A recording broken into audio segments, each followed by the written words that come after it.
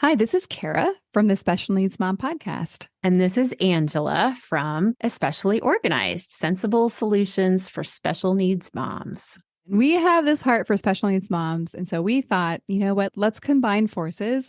And we have come up with what we're calling the Purge Party. And you can pretty much guess what it is. It's a party where we're going to come together and we're going to purge or, in general, accomplish a goal, a small goal together. So we have set this for January 27th, starting at 8 o'clock for my Pacific Coast people, which means 11 o'clock for all of you on the East Coast. So this is an opportunity. If you have something on your to-do list that has just been stuck there and you are wanting to move it up on the list, you're wanting to tackle, maybe it's a space or an area of your home or a category in your home that has just needed a little time and attention. This is your opportunity for you to be online with us while you work and have access for us to help you answer your questions, help guide you, and just serve you for those 2 hours.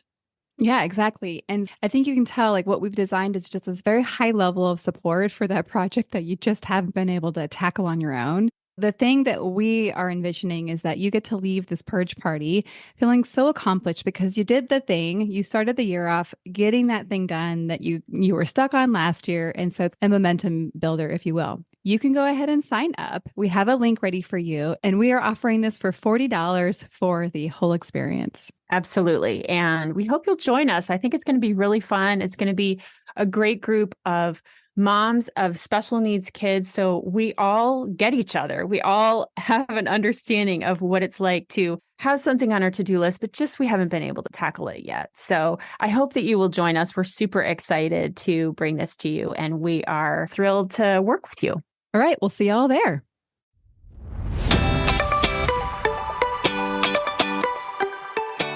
Hi, I'm Kara Riska, life coach, wife, and the mother of 4 incredible and unique kids.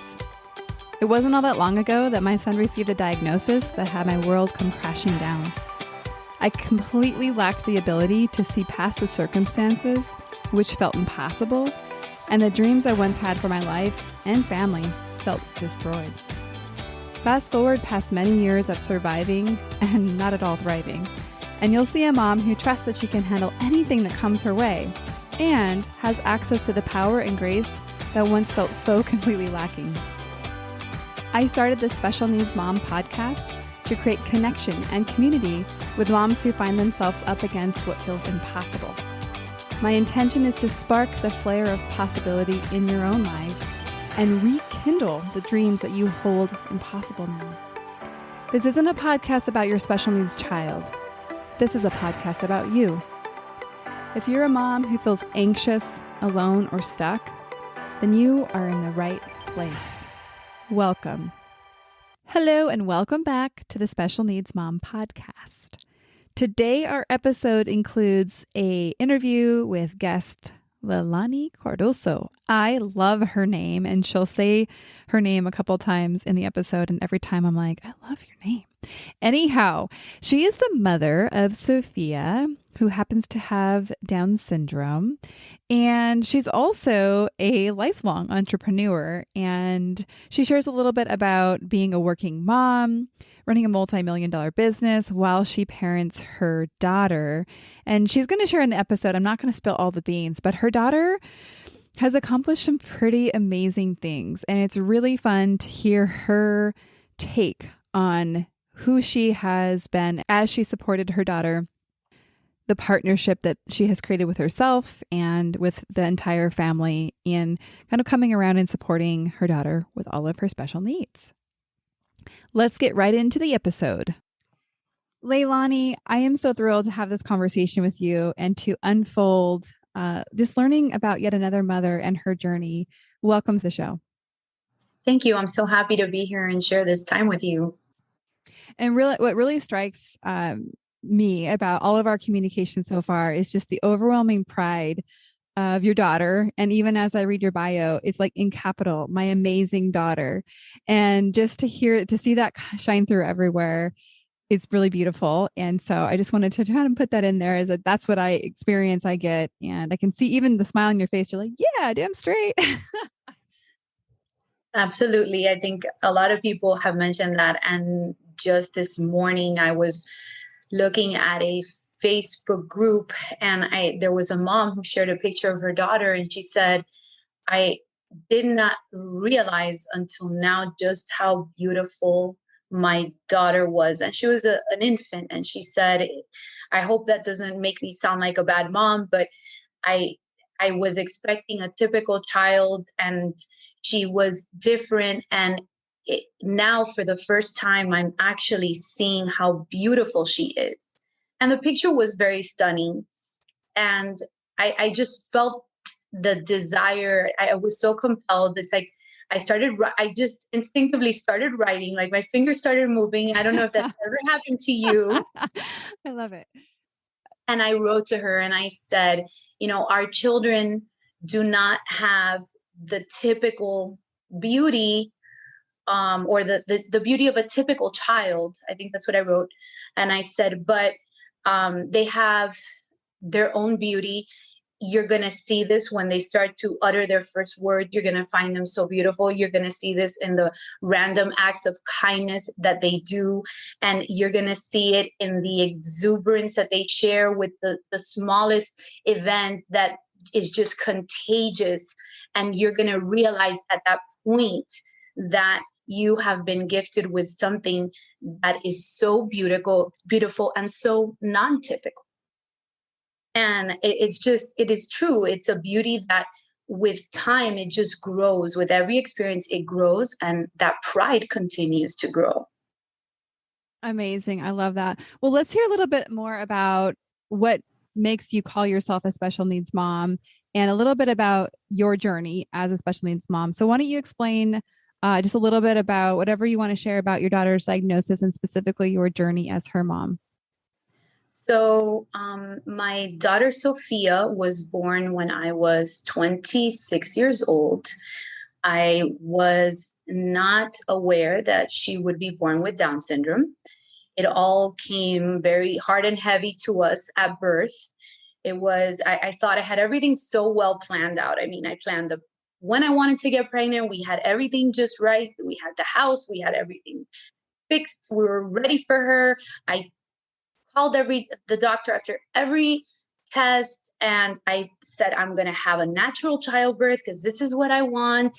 And I went to all these classes, I read all these books, and the day came and everything just had its own path, and it was entirely different from what I expected. Everything from the labor, which was 14 hours, that ended up in an emergency C-section because her heart rate was dropping, and to ultimately, at the moment, finding out that she potentially had Down syndrome because they weren't sure at the moment, to an issue with her heart, and potential surgery. It just all came so quick and so hard. And it took us probably a good 2.5 to 3 months to actually come to terms with it, and actually pull ourselves together.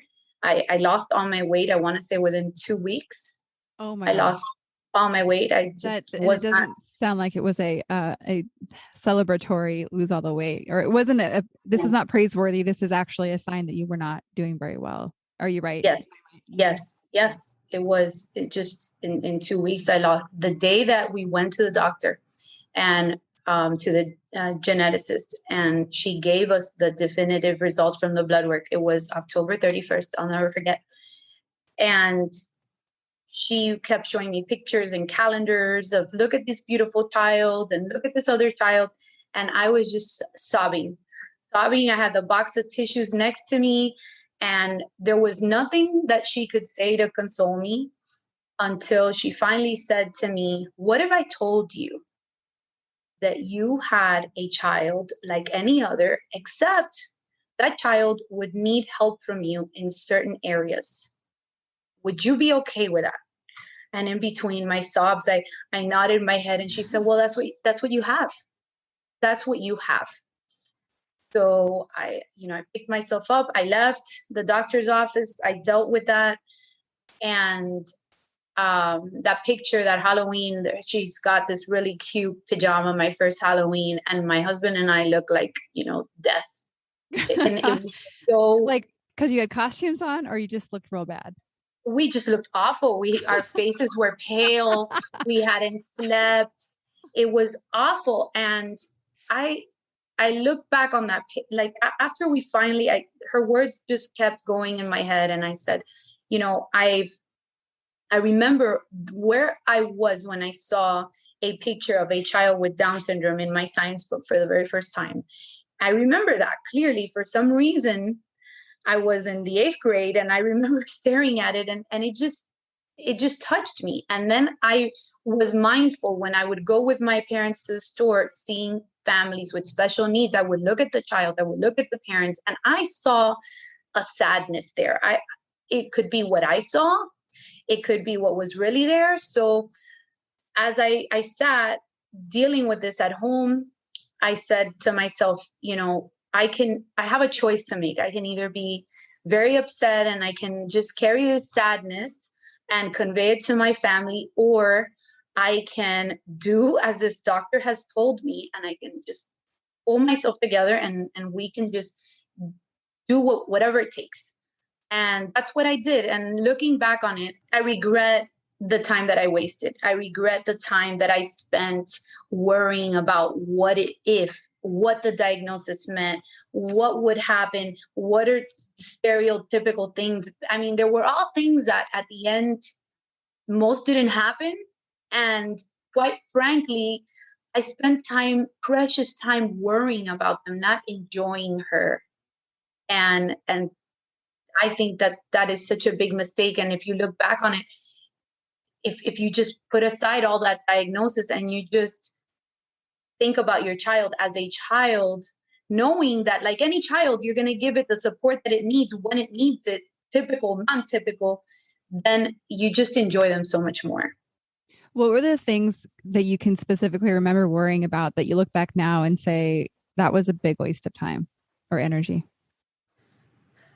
I worried about everything that I spent so much time reading online about all the potential issues, whether it was digestive issues, whether it was the ability to walk up the stairs, or whether the ability to just dress themselves, or just things that happen. They just happen naturally.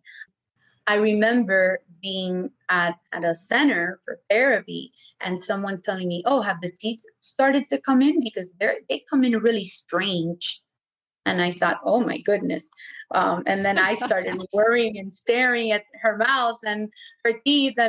And honestly, I mean, she's got teeth like everyone else. Oh, that's funny. I mean, it's not funny because I could totally see how that's happened, but it's a great example of like you were not worried about something. You had this little bit of data from somebody that said, "Oh, you maybe could worry about this," and there you go. Like you lost the experience of just being able to enjoy her teeth for normal teeth because you allowed that little seed to grow. And that's a great example. Thank you for sharing that. That's really good. Is there anything else that you look back and you think, "Wow, like I put a lot of energy into that and it was a complete waste"?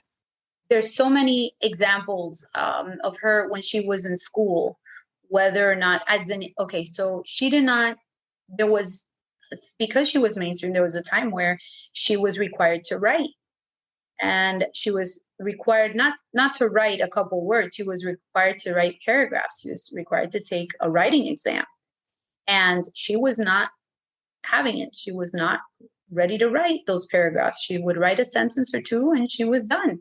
And I was worried about, oh my gosh, this could be detrimental to this typical path that I'm taking here. And at the end, I just stopped and said, you know what? So what? She'll write her paragraph when she's good and ready to write her paragraph. I know she can put thoughts together. She can articulate them in words. So eventually it'll come. And sure enough, it came. It came later on.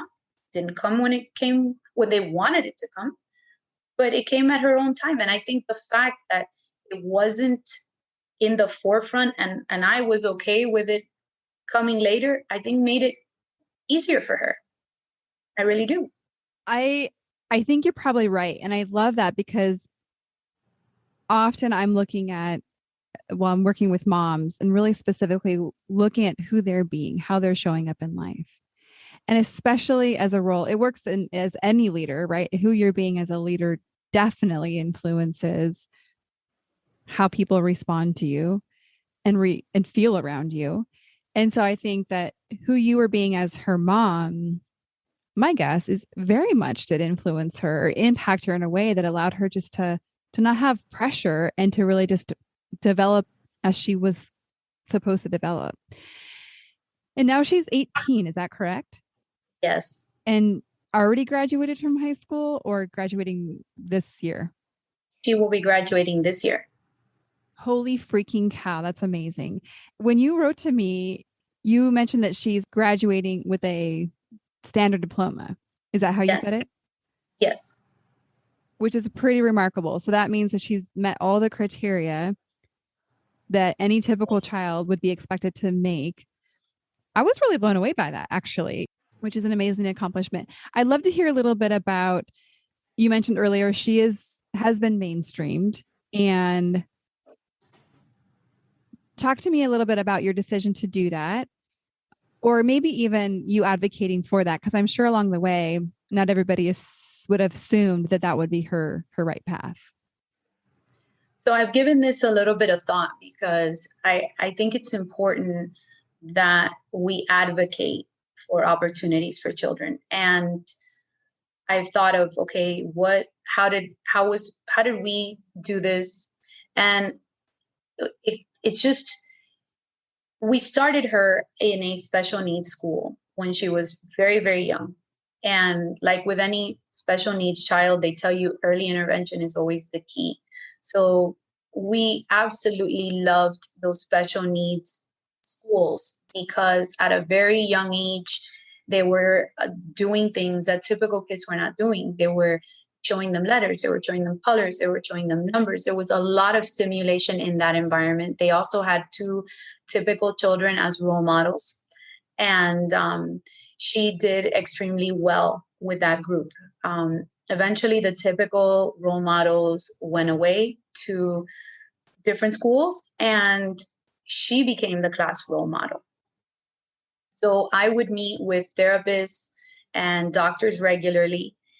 And one of them said to me, you, all of us individuals are always going to strive to meet, the highest level of example. If you're an athlete and you're competing with athletes that are better than you, you're going to do better.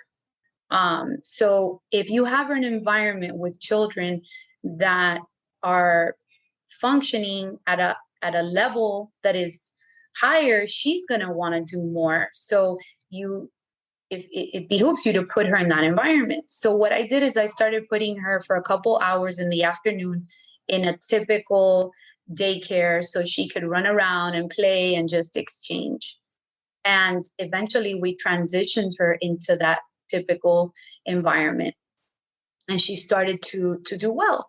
So we left her there. And then when it was time to put her in school, we said, okay, she's been in this setting all this time. We were fortunate enough that school had a kindergarten and even a first grade. So she just rolled right into that. So we kind of set her up for that.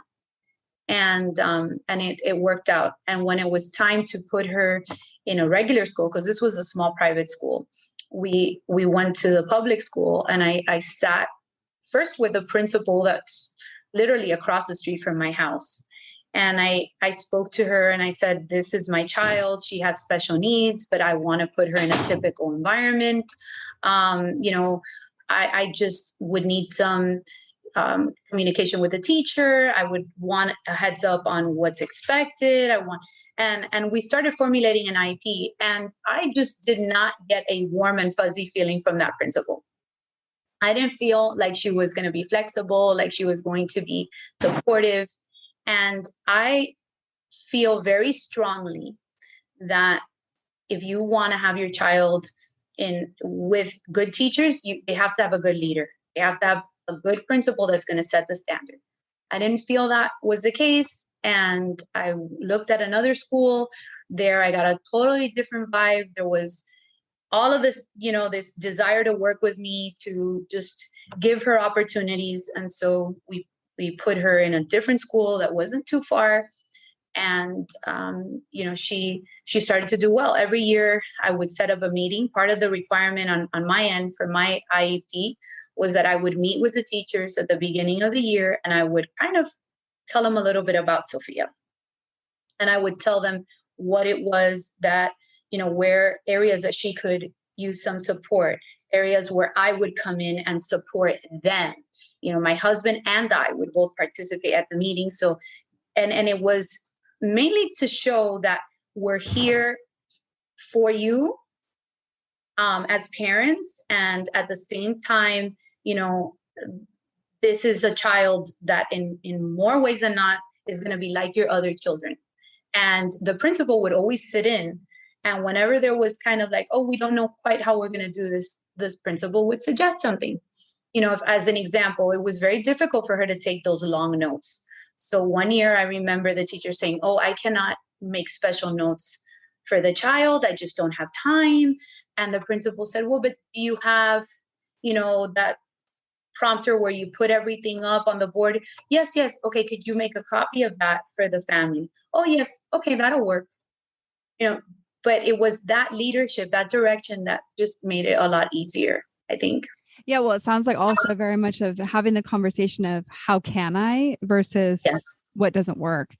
I love that. And how would you distinguish the difference between those two things? I think that what we as moms need to consider is a lot of times we get so hung up on an expectation as far as, oh, my child, did he walk within a certain amount of time? Did he utter his first words within a certain amount of time? Those are expectations that we set. I think it's more about providing opportunities. That's what we need to focus on. As an example, every time you practice something with your child, does that mean that your child is going to do it sooner? No, that just means that you're going to give them the opportunity. So the minute they're ready to do that, whatever that may be, that milestone, they're going to do it because they've been presented with the stimulation and the right opportunity to do that. So I think that it's important to just present opportunities. And expectations can also be negative, right? So we can have a negative expectation. Our child is never going to be able to participate in a typical classroom. Why not? Provide them with that opportunity. And if that child is not ready for that opportunity, well, that's okay. That doesn't have to happen right now. Does that mean you're never going to provide it again? No, maybe they'll provide it at a later time. My child was never able to participate in ballet. That was like a hot mess when I tried to take her to ballet. I remember looking through the glass and all the kids, all the little girls were all lining up with their tutus. Mine was in the back going through the stickers in the teacher's bin. And I swear I wanted to just like hide under the table. And you know what? It didn't happen. She didn't do ballet, but that's okay. I gave her the opportunity to do it. And I know that that's something that we tried. It didn't work out. That's fine. But the opportunities are there to give it a try, whatever it may be. I was told, oh, middle school. Yeah, she's been doing fine up to now. But when we get to middle school, oh, that's just a whole different world. And no, she's not going to. Well, we'll see. We'll see what happens. I'm prepared to do whatever is in her best interest. And if it doesn't work out, we certainly have to look at other alternatives. But let's just see what happens. And it was fine. So we gave her that opportunity. And then again, when she got to high school, oh my gosh, there I was super nervous. First of all, if you can picture this, she's maybe 54 inches tall. She's translate that to feet. What is that? She's like I want to say 4 feet. So she's not tall is what we're getting at. She's very short. She's very, very short. Okay. And when I'm thinking of her in high school, I'm thinking of her in these hallways. I'm thinking of all these huge kids that are 2 and 3 times her size. I'm thinking she's going to feel so intimidated. And then I'm thinking kids are, there's going to be kids, making out in the corners. It's high school, for Christ's sake. How am I going to explain all of this? And it was just like, so I dealt with the nerves. I kind of said, okay, we're presenting her with the opportunity. We're not going to hold her back just because you, Mom, are worried about all these things.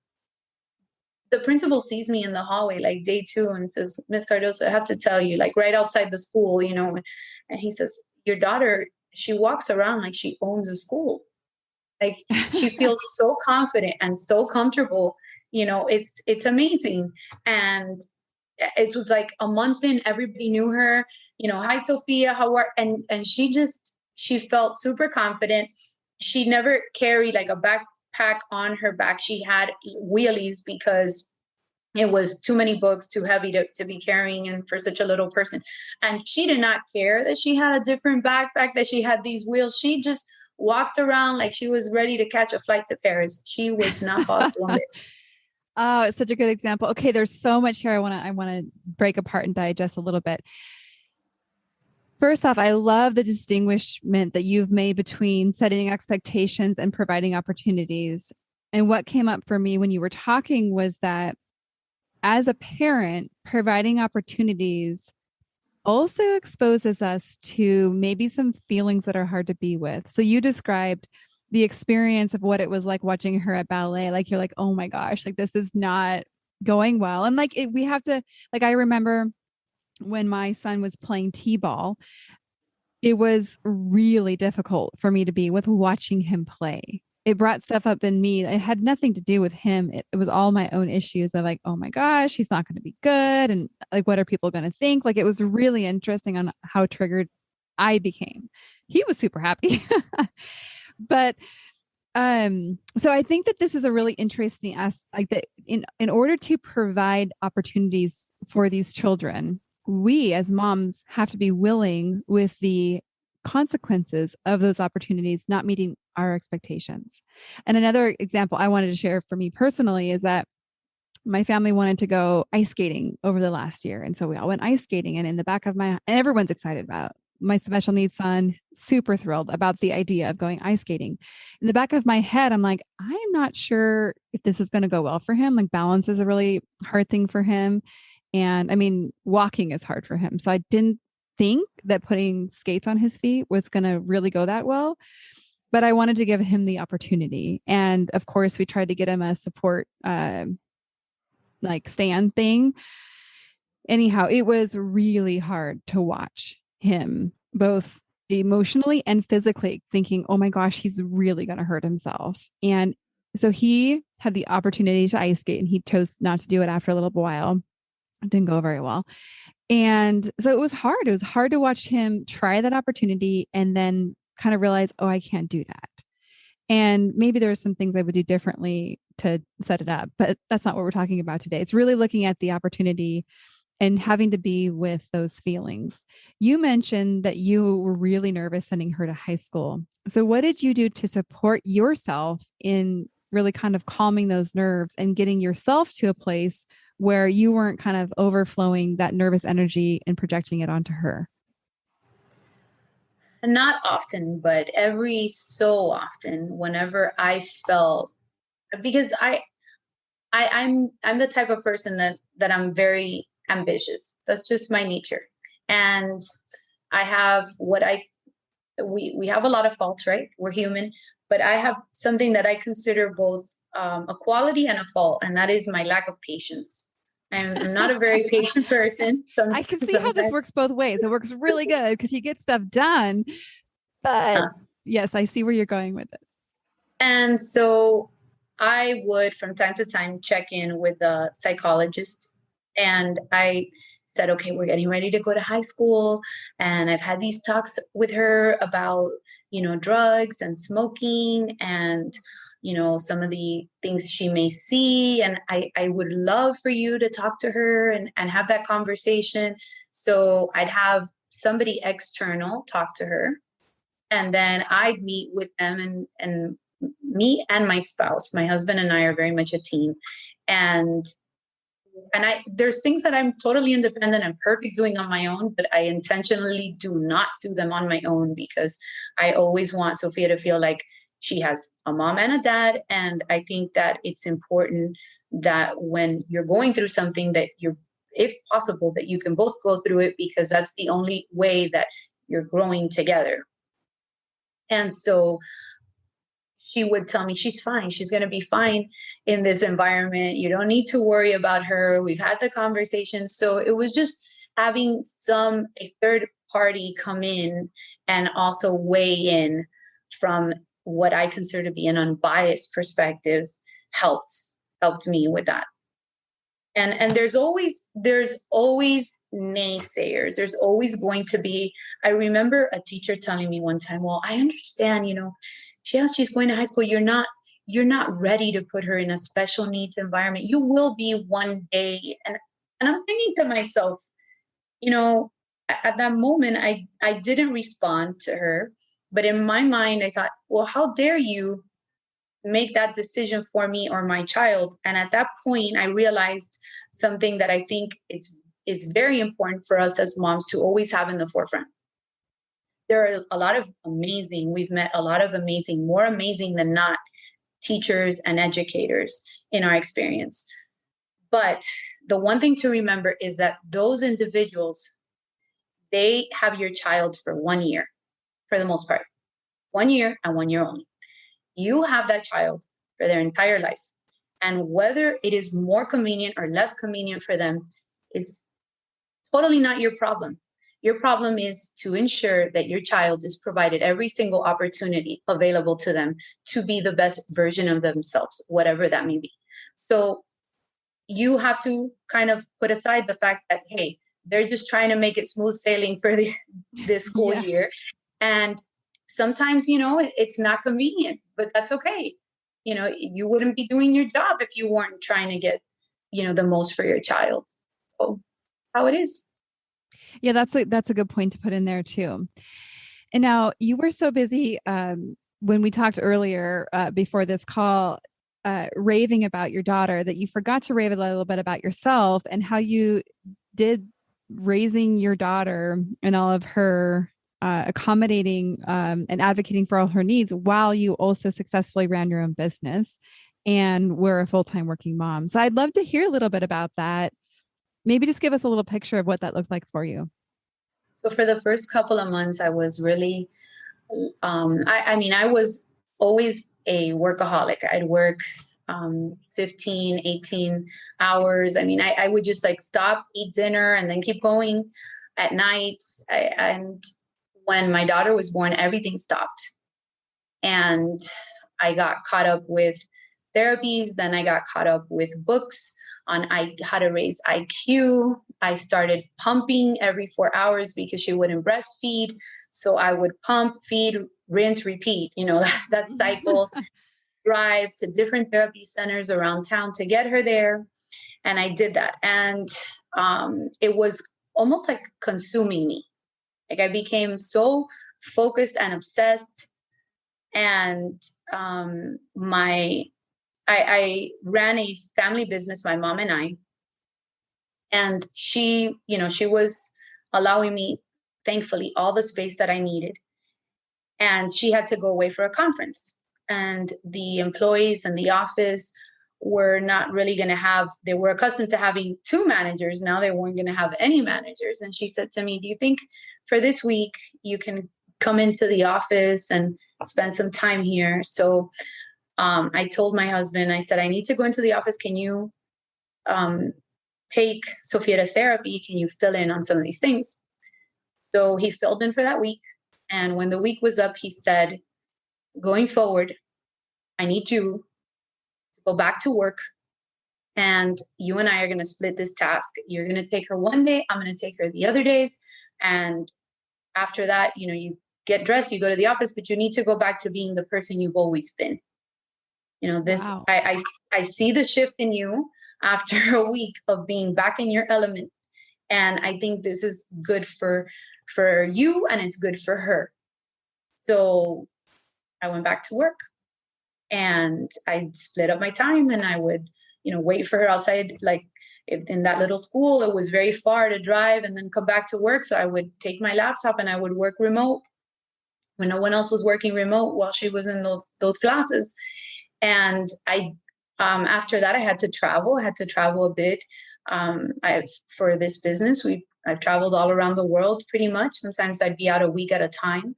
So I would work till 6, 7 o'clock at night every day, and then get home and re-review material from school till 8, 9 o'clock at night, whatever it took. And it facilitated a lot of things. It facilitated the ability, if I wanted to go see a therapist that was somewhere else because I thought they were the expert in speech, it facilitated me being able to say, hey, let's go.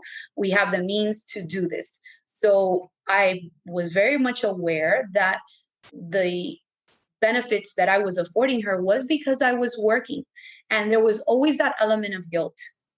And that element of guilt is something that I would say to myself, okay, what are you teaching your children? You're teaching them that there are opportunities out there to work hard and to actually build something, and creating a balance. And also, many times my husband stepped in, and if it wasn't my husband, it was my grandmother, who I'm blessed to still have with me and be very active in my life. My mother-in-law. I was extremely fortunate that I had a very good support system between grandmas and grandpa and my husband, but everybody was very supportive, and we were able to do that. And what were those changes that you can look back at that week that you went back to work that you noticed in yourself? Well, I noticed that it was almost like a distraction in a way. But it was almost like it wasn't my only focus. So it gave me room to just, sometimes it's like anything, right? You spend all this time focusing on a situation, and you don't step out of the situation to get a different perspective. So if you take a situation and you decide to table it for a little bit, when you come back to it, you have a whole new perspective, right? Because you've allowed yourself to just feel all the emotions, go through everything. And then it's like, okay, now I can reflect a little bit better, and I can make better decisions. And I think just not thinking all day long, oh my gosh, this is my responsibility. How am I going to be the best mom? I've been given this responsibility of this child, and how it's just, I was able to give myself room and say, it's okay. It's okay. There's other things that you're going to do, and then you're going to come back to this one. And sometimes the fact that my husband took an active part, there's so many things that he did with her better than I could have done. Yeah. Isn't that the worst? I'm like, oh, you're way better at that than me. Dang it. I know it's great. I celebrate. I'm obviously joking about that, but it's funny to me, all the things that I would have thought I would be the one doing, but that my husband takes the lead on. Yeah, it's really interesting. That is really, really a good, obviously it's probably not going to be new information as far as, having different perspectives. Like, that's not a new concept, but I really love the picture of what it's like to actually have work and be able to literally take your focus off of all the intricacies of raising your special needs daughter in your case, and then stepping out of it so that you can then step back into it with freshness, with a different energy, because you haven't been so close to it that you're so fixated on certain outcomes or certain expectations, which we talked about earlier, that then you can really step into what opportunities you want to create. And what I just get is like a certain lightness that you felt versus having it be like the intensity of just the therapies and just the project of supporting her. Now, as we get close to wrapping up here, thank you for sharing about that. And I want to give you a little opportunity to brag up your daughter, because I know you're exceedingly proud of her. Tell us a little bit about what she's doing now, because it's a really, really fun story. So as she's getting close to graduation, right, we've been thinking, okay, what is a good path for Sophia in the future?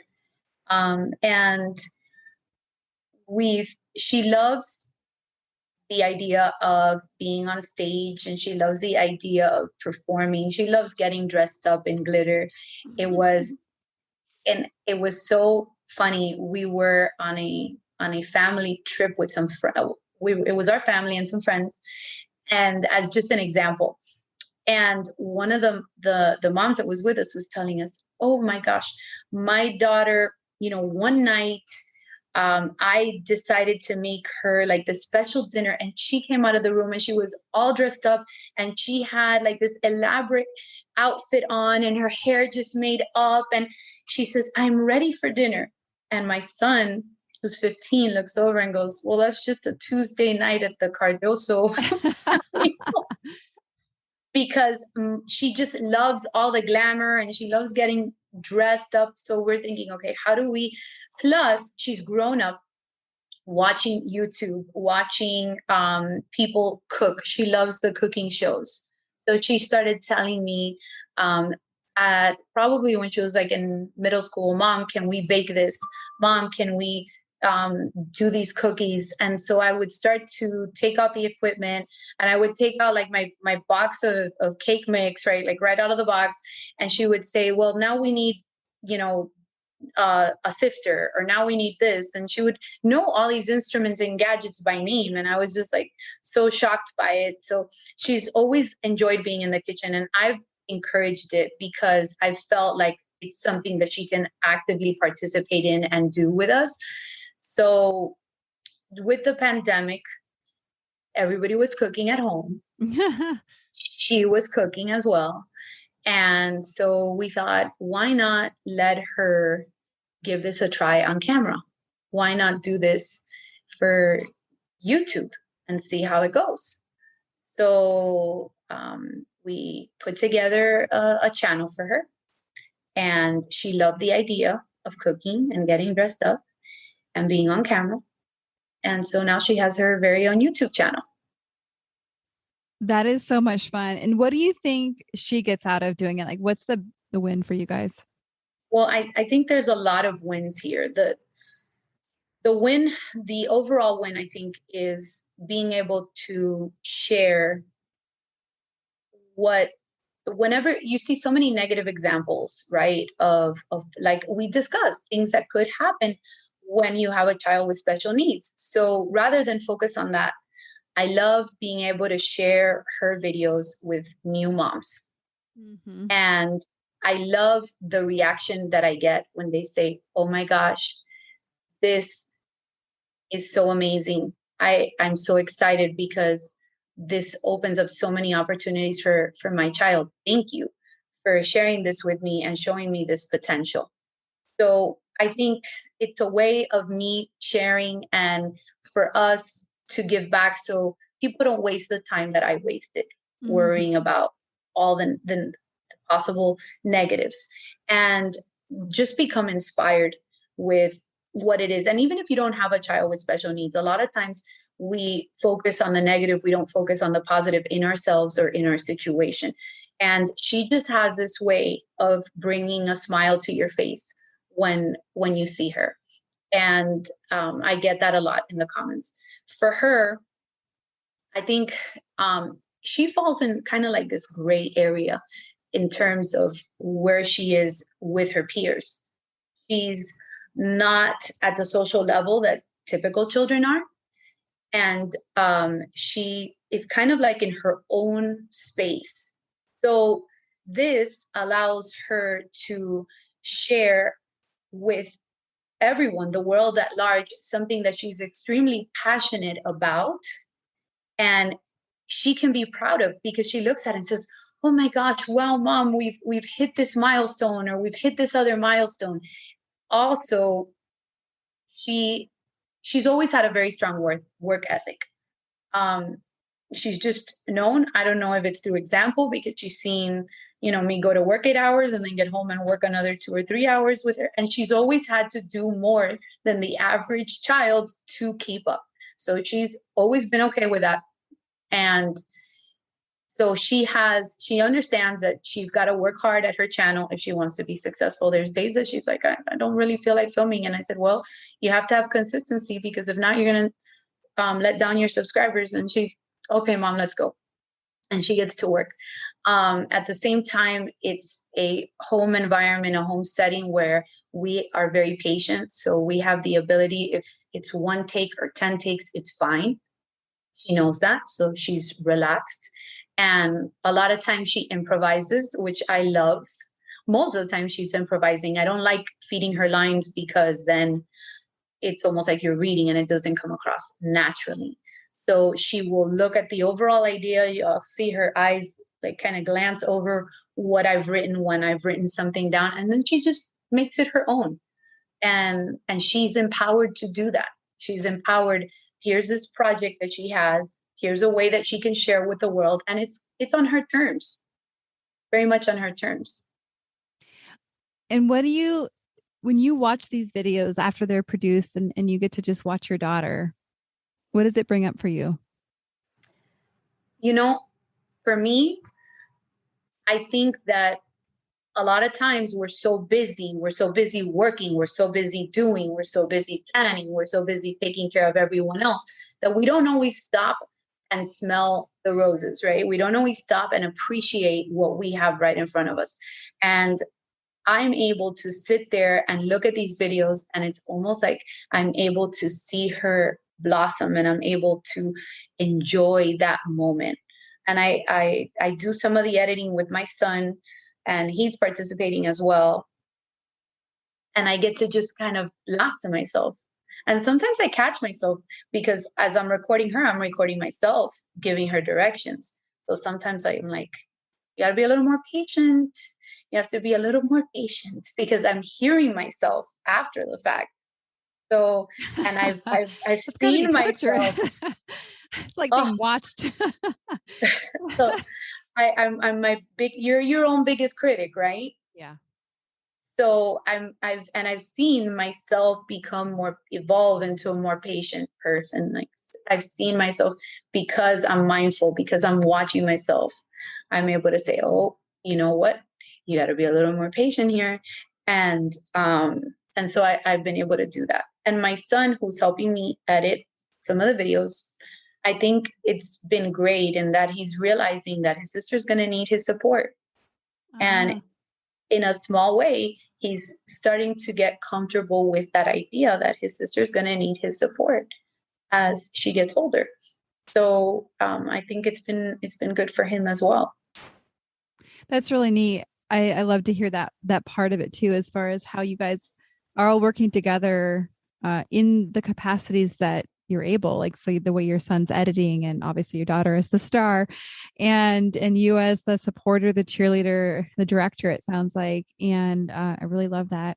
Well, Leylani, I've really, really enjoyed to hear your stories and your experiences and your insight and your celebrations. Is there anything else that you'd like to share as we close up? No, I think we've covered a lot. Thank you for taking the time to share my story and actually listen to what I've had to say. I hope that in some way I can inspire, help other moms.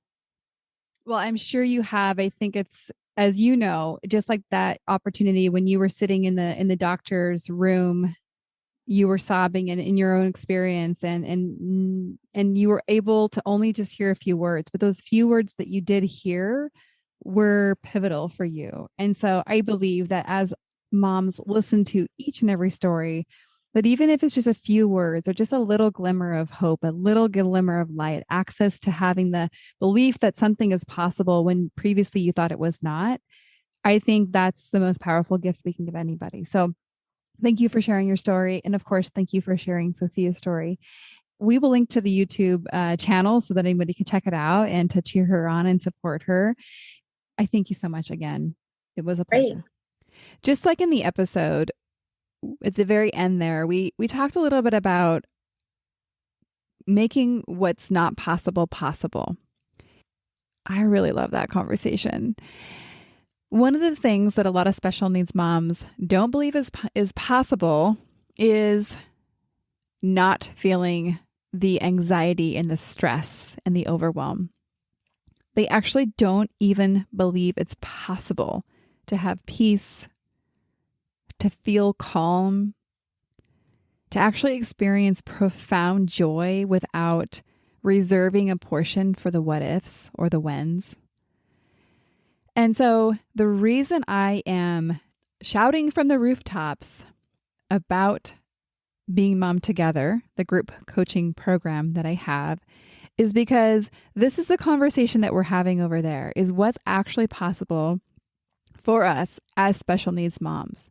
When we step into and up to being the leader, the CEO of motherhood, of our special needs children's organizations, of our family, taking on the leadership and taking a different role in that organization to cause what wasn't possible to be possible. I know that sounds a little lofty. Love the word possible. I get it. If you're a little intrigued or curious, I would love to have a conversation with you. That can most easily happen by clicking on the show notes and you scheduling a consultation where I'll get to know you. I can explain the details of the group and you can decide if it's right for you. I cannot wait to see you there. And then as a last quick little favor, have you had a chance to rate or review the show if you listen on Apple iTunes? I would really appreciate that. You just click on the show, scroll to the very bottom, look for the stars, give it the amount of stars that you feel is appropriate. Although my favorite's 5. And if you have a second, leave a review. It means a lot to me to hear from you, to what's impacting you. I love doing this for you. And so it's just great to hear from you. I will see you next week. One more thing before we officially wrap up this show. Sometimes when I'm listening to podcasts, I have the experience of wanting more. I'm listening at the very end thinking, I sure wish that episode didn't end. I invite you, if you feel in any way the same way, I invite you to the Special Needs Mom podcast community, which is a free group that I host on Facebook, where we as a community of fellow moms who listen to this podcast and are experiencing life in similar shoes, get to talk to one another, get to share stories, get to actually interact. I hope you'll consider joining. See you over there.